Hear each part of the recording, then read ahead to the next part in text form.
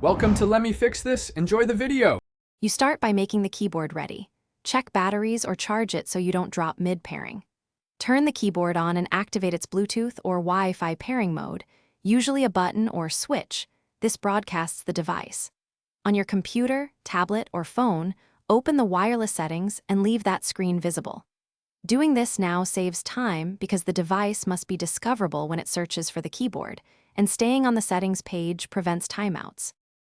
Once done, your device will list available peripherals. Select the keyboard name that matches the model.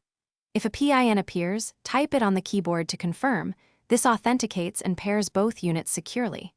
For Wi-Fi models, pick the keyboard's hotspot or your network and enter the WPA2 password. This links the keyboard over network protocols so latency stays low.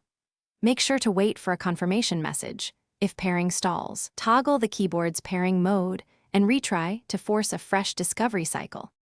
You finish by testing the keyboard. Open a Notes app and type to verify layout and responsiveness. Change language or layout settings if keys don't match. Next, check for firmware or driver updates from the manufacturer because those fixes resolve many connectivity bugs.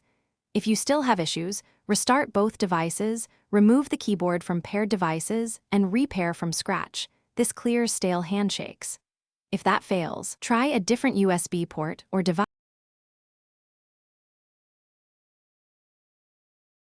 Thanks for watching. If you found this helpful, don't forget to like and subscribe.